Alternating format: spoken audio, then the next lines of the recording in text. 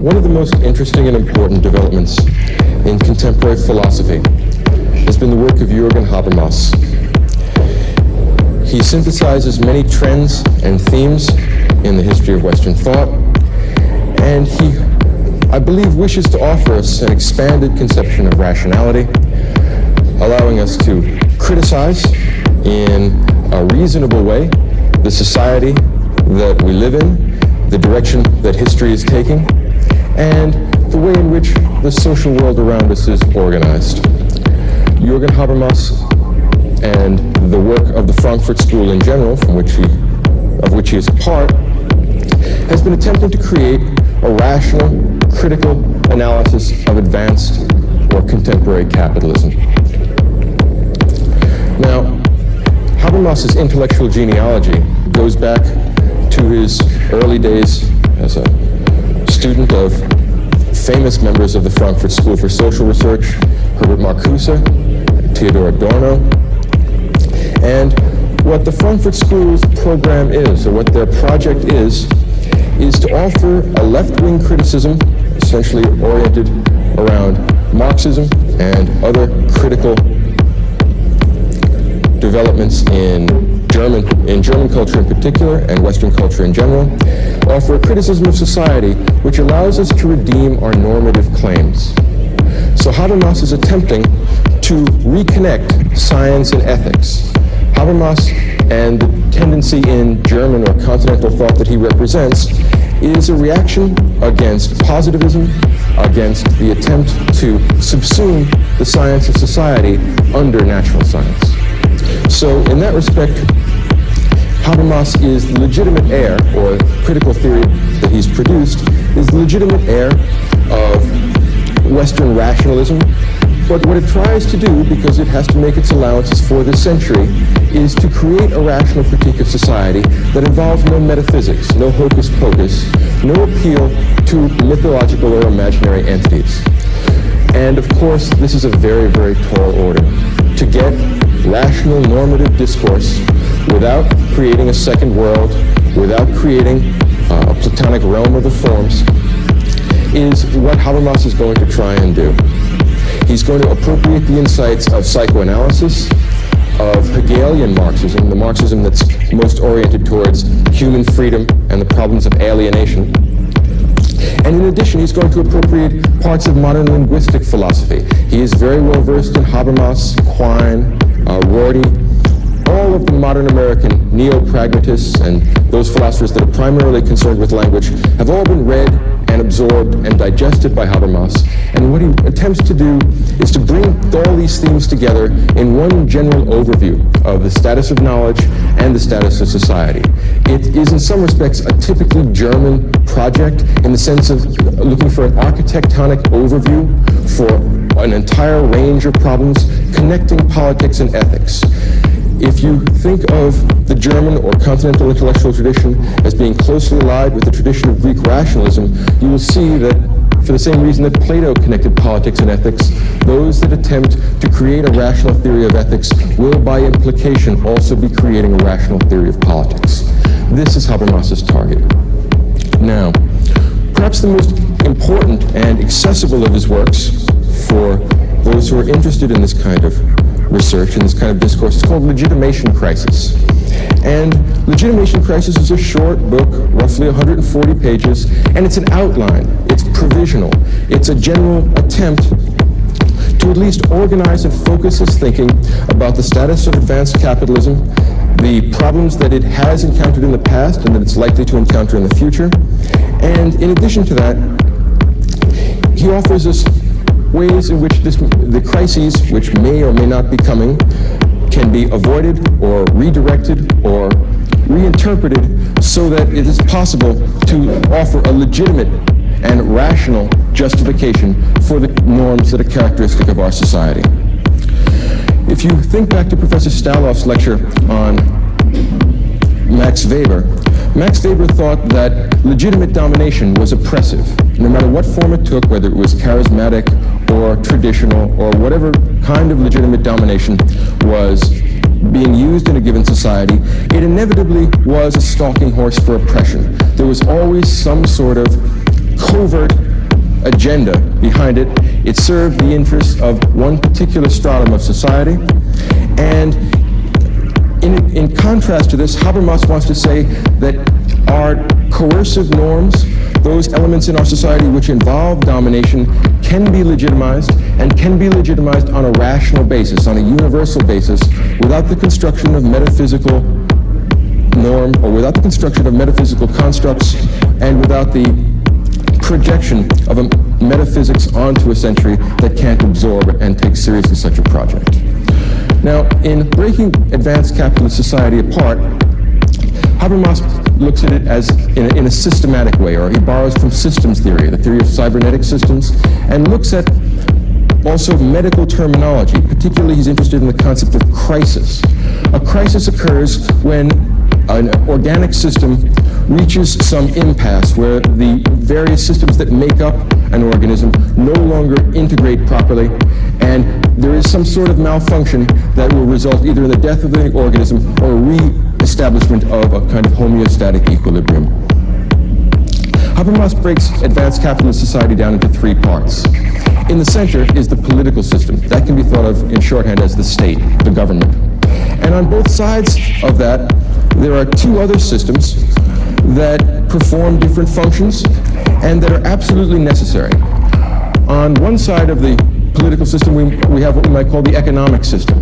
This is the set of activities and procedures by which human societies, particularly in this case advanced capitalist societies, appropriate the products of nature through what is called labor or work. In other words, borrowing a page from Marx, Habermas assumes that human societies, in this case advanced capitalist societies, must confront nature, must master nature and appropriate nature for their own purposes through work. The economic system, in other words, provides the things that society needs to live on, and it also, in the process of doing that, gives what he calls a fiscal skim-off, or in fact taxes, to the political system, which makes it able to run. In other words, a political system, a government, can't run unless it has money to do so. And the money, or the value that it uses in order to engage in social programs, in order to do the bureaucratic things that it needs to do, comes from the economic system.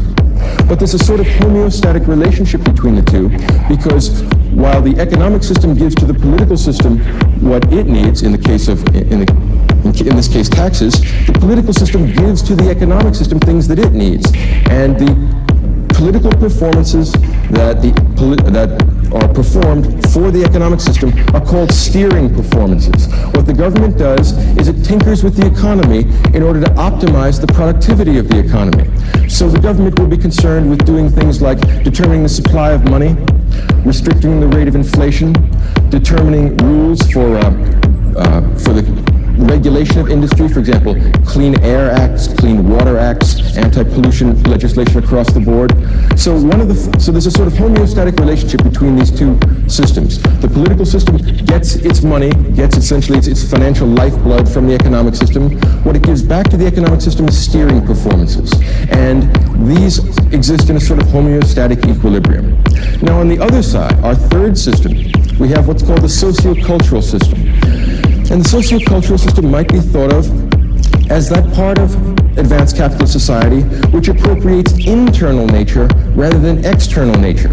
In other words, the socio-cultural system is the system by which we legitimize the politics and the economics characteristics of our society, and the socio-cultural system is also the part of our society that is involved in the very important function of socializing our children and of educating our children and of performing those actions on our children which allow us to cultivate their inner nature, which is to say, which allow us to educate them and cultivate our minds.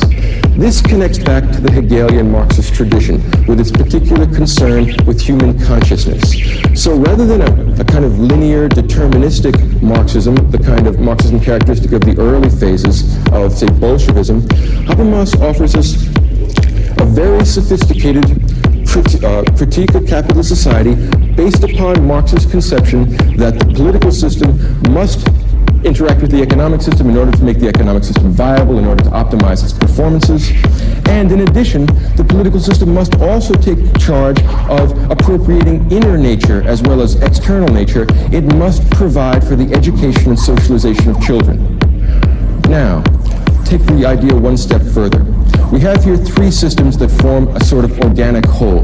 There may be more systems than this. In other words, this is not intended to be exhaustive, but rather, the idea of these three systems is meant to be necessary, if not sufficient. In other words, there is no advanced capitalist society that doesn't have a government.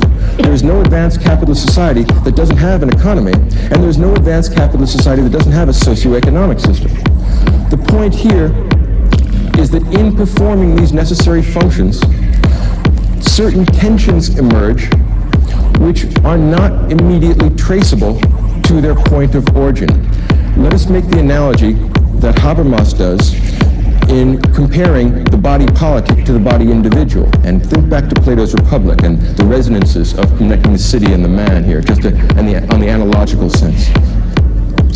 If in a physical body there's something wrong with your circulatory system, when you go to the doctor, you may go with a complaint that refers to your circulation, but in fact, you may also go with a complaint that refers to something else. It may refer to your respiratory system. You may be having problems breathing. In other words, the systems that make up the individual human body are interdependent and homeostatic, and a problem in one system may not manifest itself in that system. It may manifest itself somewhere else.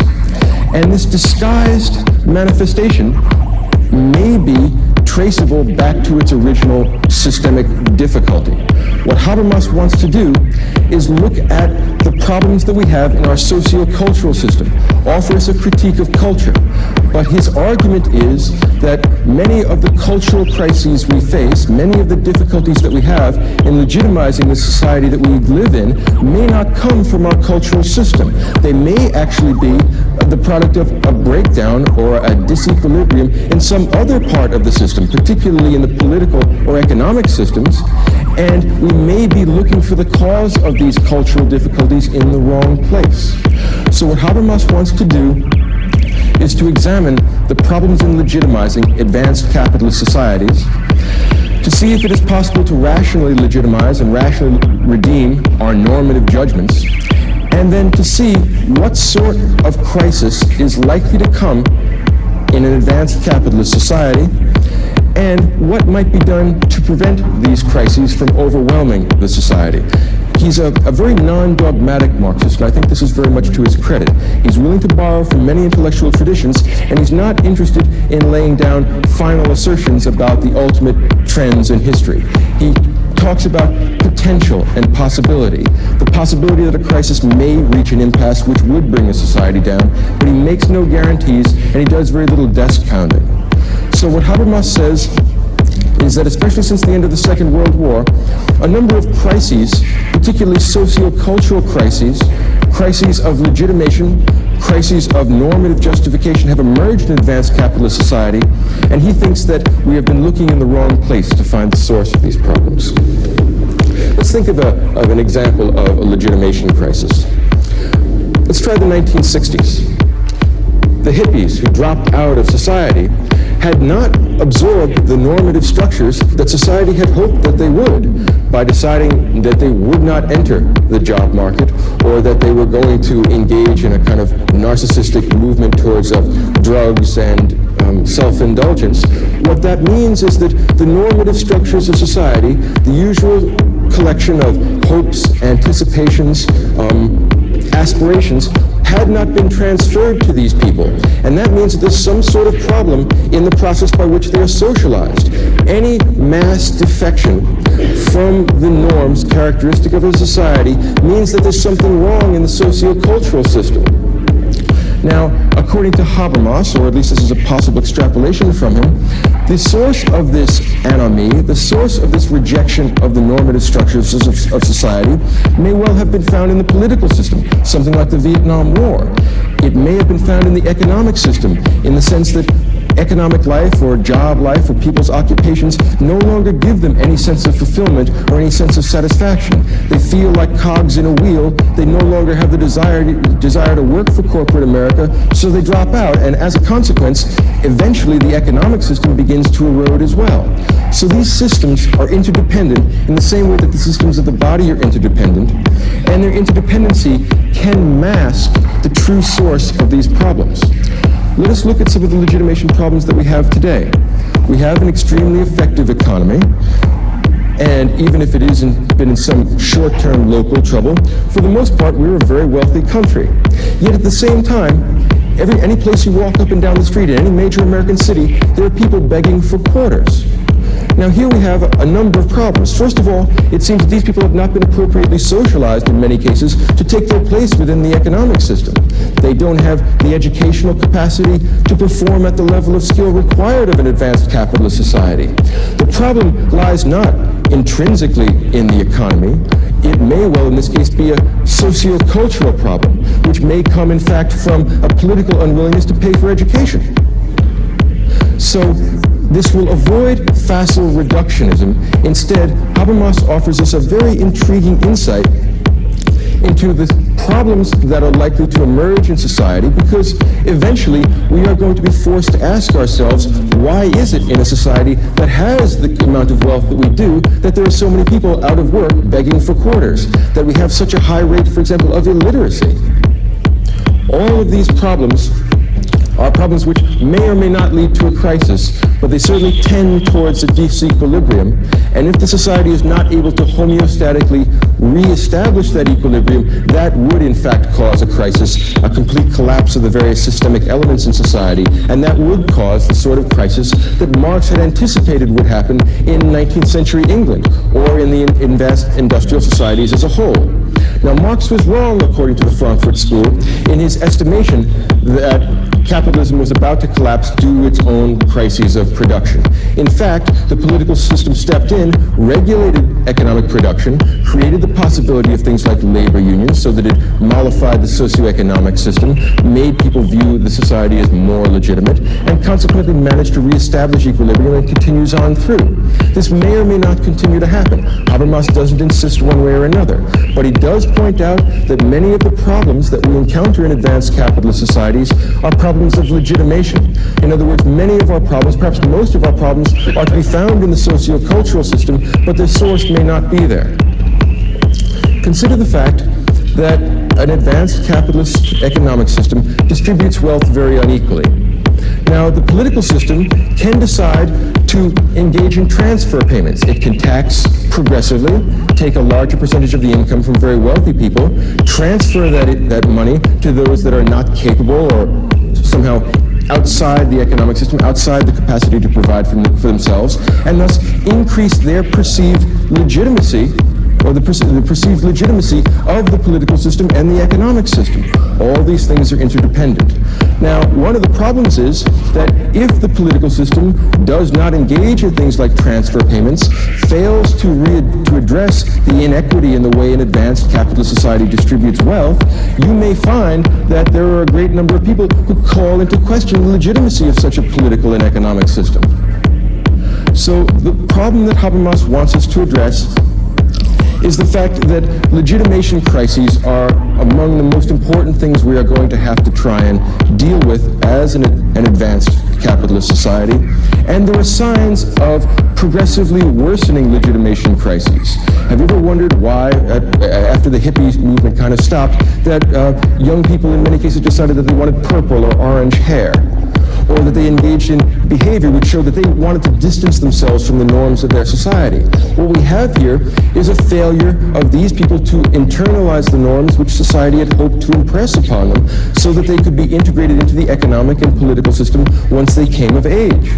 Well, this sort of behavior is symptomatic of a problem in the way in which we socialize our children. And the question arises then, what sort of society would it take to create a world, to create a political and an economic and a socio-cultural system which could be rationally legitimized?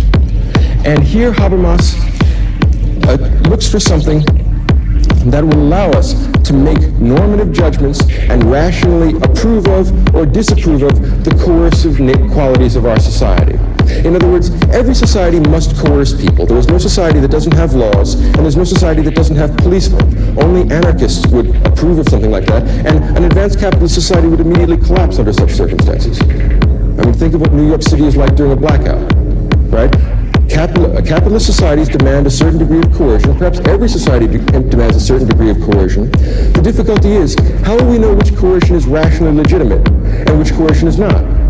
And here Habermas wants to go for an idea that says that we can rationally legitimize a kind of coercion if it serves general interests. In other words, what Habermas wishes to do is in some respects like the Kantian project of finding universal moral rules that apply to every rational person, and that these moral rules can be defended and justified and redeemed on the basis of some canons of rationality, which Habermas plans to establish.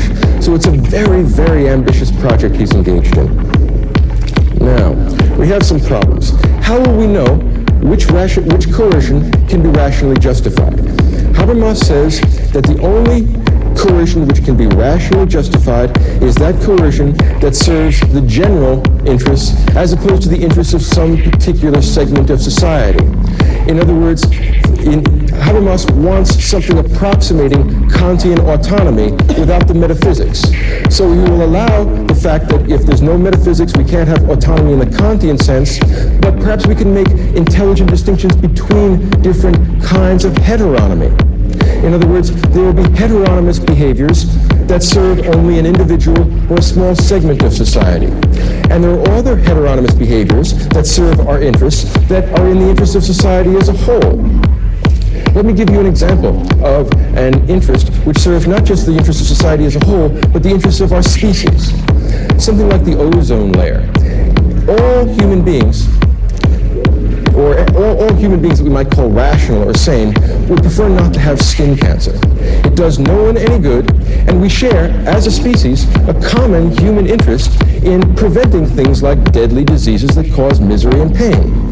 What Habermas wants to do is take universally generalizable interests, which is, alas, heteronymous, but a particularly important and universal kind of heteronomy, and raise that to the status of a moral principle. He says rationality demands that we engage in behaviors that serve all of our interests. There is no rational argument against that. Consider another possible example, something like the GATT agreements, the international agreements on tariffs and trade. It has been found as a matter of empirical fact that the closer we come to approximating a free trade between nations, the greater the degree of the division of labor, and the greater the degree of output, the greater degree of productivity. What that means is that as a species, on a global level, the entire species ends up wealthier. And since there's enough poverty and misery in the world as it is, rationality demands that we do our best to satisfy these universal heteronymous demands. Now let's take an alternative view. Let's talk about coercive measures, heteronymous measures, which do not meet this universal generalizable standard. Let's look at something like the government of South Africa. If we were to rationally inquire into the government of South Africa, we would find that it doesn't serve the interests of the people as a whole. What it does is serve the interests of a very small, narrow elite. And that when called upon to justify this, there is no common interest that can be pointed to which this satisfies. So insofar as this apparatus of government imposes coercion, and bloody and miserable coercion it is, on people, it has no rational warrant. And simply to expose this to the light of rational scrutiny undermines it. And what Habermas is doing here is liberating us from moral skepticism based upon an attempt to universalize our rational needs, our rational desires. And our rational desires are the universally generalizable desires. The desires of the white South African regime are not rational because they cannot be defended by reference to any universal human good. So now we have, in a way, or perhaps at least the beginnings, of a skeleton key, which allows us to look into every kind of coercion in every kind of government, which allows us to look at every political policy and ask ourselves, who benefits? In whose interest is this kind of coercion? And Habermas says the burden, since freedom is an intrinsically good thing, consider the resonances back to Kantian philosophy, since freedom is an intrinsically good thing, the burden of proof rests with those who would impose coercion. If they cannot legitimize it by referring to some universal human good or some generally or generalizable interest, then in fact it is illegitimate and we should get rid of it. So now we can go through all the coercive measures in our society, and we have some rough and ready pragmatic standard of justification. And once we have inquired into it and asked who benefits, what good does it do, why do we really need it, if it can't be justified, it should be gotten rid of. So it's an extremely powerful, far-reaching critique of the coercive structures of society, and what it does is rescue us from the fact-value distinction, which is characteristic of most of the tradition of English and Anglo-American philosophy. In other words, instead of saying, in the Humean sense, and like many of the grandsons of Hume, that rationality only applies to descriptions of the world, Habermas is reasserting the Kantian tradition, saying that reason is not merely instrumental, it is also essentially teleological. It can tell us not only means, it can also tell us the ends we ought to achieve. And the ends which we ought to achieve are universal human liberation. Again, in some respects, back to Kant and Hegel. The gradual extension of freedom is what progress is. And to deny that there's any rational standard for distinguishing between just societies and unjust societies, between legitimate and illegitimate coercion, is in fact to capitulate to the simple facticity of coercion. So Habermas is going to lead us out of the labyrinth of modernity if his project is successful. Now we have some problems here. First problem is, how will we know when we've sufficiently legitimized a kind of coercion? In other words, who is it that's going to engage in the discussion of coercive activities on the part of the government? And how will we know when we've reached some resolution? And here's where we get a borrowing from both Heidegger and I would say also Wittgenstein, in the sense that there is no ultimate solution to this. It's an ongoing rolling process. As new approaches to society and law emerge, we can incorporate these things. In other words, I would say that this is formal in the sense that Kant's moral theory is formal, but I would call this an open form as opposed to a closed form, which is what the categorical imperative is. It's totally closed and airtight. Here there's always the possibility of progress and addition. It is not any final solution because it allows for the progressive change in the way in which we understand the necessities of society. Now, what Habermas wants to do is use as a kind of paradigm for the normative justification of our coercion what he calls the ideal speech situation. And the ideal speech situation is never actually realized here in the world, but it can be approximated, and again, being a good practical thinker in this respect, which is so unusual in the metaphysical tradition of the West, Habermas says that while we can't realize the ideal speech situation, some speech situations are more or less approximating this. And a speech situation is deformed and inferior if it is coerced. In other words, if in some way we are altering, we are misshaping or deforming the speech of a group of people or a person by some heteronymous means which prevents them from saying what they really think and expressing their real views on a problem of coercion. Think about it this way. Suppose you go into work and your boss asks you, "Do you like my new tie?" And suppose it's a horror. Suppose you hate the tie. What do you say? Everyone laughs. Why? Because they understand, well, now I have to say something other than what I thought. Now, Habermas's point here is that this is not, or this is the opposite of the ideal speech situation, because a kind of coercion is being imposed on you, which is deforming your speech and preventing you from saying what you really have on your mind, and saying, well, look, if you want my opinion, it's really ugly. You can't say that under certain circumstances.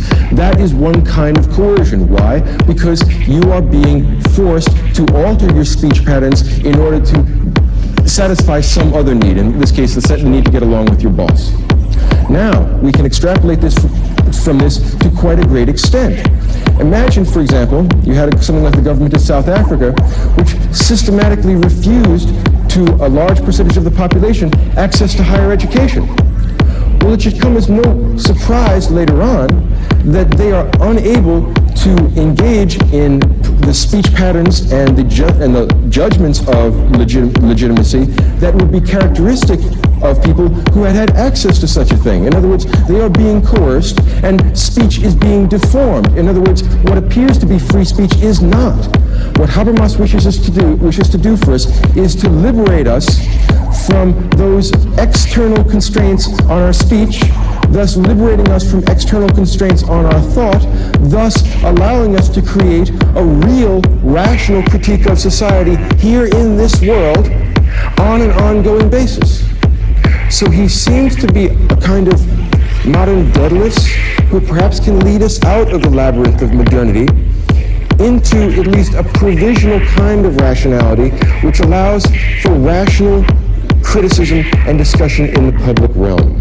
This is very much in keeping with the tradition of German idealism, the tradition of German philosophy in general. It is critical, but it is also more than an instrumental conception of reason. It is a teleological conception of reason. And what makes it beautiful and moving and profound is the fact that it doesn't involve any entities that glow in the dark. It doesn't involve anything that's metaphysical, very few words that are translated into English where they keep the capital letter at the beginning of the noun. It actually refers to everyday things like coercion that we experience every day when I asked you about the boss's tie. Imagine that this would allow us to take our criticism of society onward forever, incorporating whatever we need. It is an ongoing Hegelian approach to both philosophy and politics and ethics. Habermas said in his inaugural lecture in 1965, I believe, that I am concerned to question the separation of science and ethics. In other words, I am concerned to undo the fact-value distinction. I am concerned to reassert the German tradition of teleological rationality. An amazing and extraordinary intellectual tour de force. Now, he, like Wittgenstein, moves from the earlier positivistic concentration on the logical canons of grammatical speech to the social context of speech acts. Think about the difference between saying, yes, boss, I like your tie, as just a sentence, independent of context, and now put it in the context where we're talking about your boss and his ugly tie. It adds a new dimension which no logician can offer us. It's that historical dimension, that concentration on the embeddedness of language in society, which brings him back to the Marxist tradition and allows him to kind of give us an overview and a synopsis and a kind of synthesis of the disparate tendencies in both Anglo-American and continental philosophy with a practical orientation which can liberate societies across the board, apparently forever, or apparently without any obvious boundaries. Now, this has had actual practical influence on the world around us.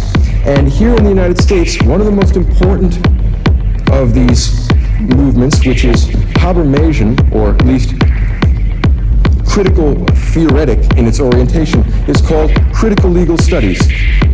It's one of the most important movements in the analysis of American law. As I understand it, it's centered at Harvard Law School. And what critical legal studies wishes to do is to analyze the structures of American law. And since law is inevitably backed up with some sort of coercive force, as Hobbes says, covenants without the sword are mere words. Since all of our laws are backed up by coercive force, Habermas and his disciples at Harvard Law School went and analyzed the laws that were characteristic of our society and asked, who benefits here? Is the interest that these coercions serve, is it generalizable to the society as a whole, or does it benefit a small fraction of society? If it benefits only a small fraction of society, if we simply say so, we delegitimize this, and by delegitimizing this, we can put ourselves on the road towards changing these modes of coercion to something that can be rationally justified. What we are offered here, then, is the possibility of law that is not intrinsically conservative.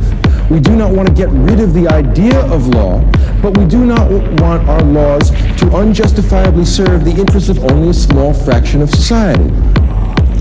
Think of what, for example, critical legal studies, this sort of Habermasian analysis, would have done with the law in 19th century America regarding slavery.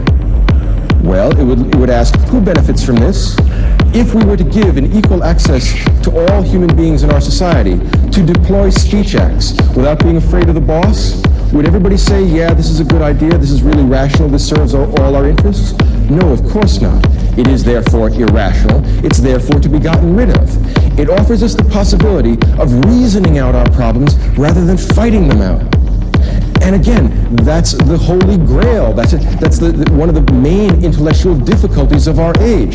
If we can't reason our problems out, we have to fight them out. Habermas is starting to forge the tools by which we might start to reason out our problems again.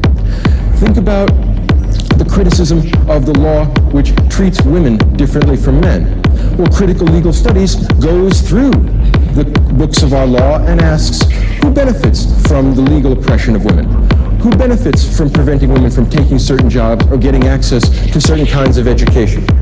Well, not the women, apparently, even though there is a veneer of concern for the health or status of women painted on these laws. In fact, they attempt to coerce women into a subordinate and inferior position in society, and this position of subordination and coercion cannot be reasonably justified. It cannot be rationally redeemed. And what critical legal studies does is point the finger at that and say, what sense does that make? And if somebody can't come up with a reasonable argument which justifies and legitimizes this coercion on the basis of generalizable interests, then it is what we mean by a bad law. It is a law which arbitrarily coerces people for no good reason. And since human freedom is an intrinsically good thing, what that means is that we have to get rid of these laws, or rather, that reason demands that we get rid of these laws. Because what Habermas is kind of sneaking back in here is the idea that generalizable interests will serve the function that the categorical imperative used to serve. Instead of the possibility of autonomy in the Kantian sense being created in our legal system, what we are going to do is the next best thing, which is make sure that all interests of everyone in society are represented, and not all interests of everyone in society as an empirical fact, because many people's speech patterns may have been deformed by the insufficiency or irregularity of their education, by various kinds of cultural trends which come from our political or economic system. And the consequence of this is that we will gradually refine our government, we will gradually refine our coercive systems to the point where we can create a truly just society. And we will have a truly just society, or we will be moving towards a purely just society, when we have a society whose coercive measures are entirely legitimate in the eyes of all those that they cover, or as many of those that they cover as can rationally engage in discourse about these coercive measures. So Habermas wants to offer us a universal pragmatics. That's what he calls it. He says that a universal pragmatics will investigate the social context of language and consequently the social context of thought, and that if our government, if our politics is consistent with this sort of universal pragmatics, if in fact we can rationally justify it, then and only then will we have a just society. It goes back to the Platonic idea that the just society is one that will emerge out of the dialectic between rational speakers. In other words, in my estimation, the ideal speech situation is the ghost of the Platonic dialectic returned. And that shows the consistency across 25 centuries of the rationalist program for creating universal canons of human rationality which apply to morals, which apply to politics, which apply to society, as well as the things which everyone grants it applies to, physics and logic. What Habermas wants to do is to create a system by which we can redeem our judgments of should and ought, by which we can have reasonable, rational, normative discourse which does not succumb to the tendency or the possibility of simply acquiescing to the world as it is. What he does is offer us a far-reaching critique of our society, and not just our society. This will work for any society, but it's particularly applicable and obviously apt for advanced capitalist societies. It's very clear, for example, if you were to look at something like the suicide rate among teenagers in Japan, that in fact there was some problem in the process by which these young people are socialized, which would account for the very high rate of suicide. There is some set of disappointed expectations, perhaps a set of pressures imposed upon them, which cannot be rationally legitimized. Perhaps the source is back in the sociocultural system, perhaps it's in the economic system, but not only does it apply to America, it applies to Japan, it applies to South Africa. It is universal and global in the same way that Kant and the entire tradition of German idealism wants universal global rationality, wants canons which apply to everyone under all circumstances. In other words, instead of the program characteristic of positivists, characteristic of the scientifically oriented philosophers who essentially adopt a position of physics uber alles, what this is going to be is the logos uber alles, rationality uber alles. What this is the high point of reviving the Greek tradition in Western culture. That, I think, is why Habermas is the type of thinker which could only emerge from the continental tradition. It is not the kind of thing, it's not the kind of project that would emerge from the tradition of Humean skepticism, of moral relativism. This is the sort of position and this is the sort of set of aspirations that could only be characteristic of someone who thought that the marrow of human being, what it means to be human, is the same thing as what it means to be rational. And that there's one set of moral rules connected to everyone which can be justified independent of religious myth and independent of moral skepticism.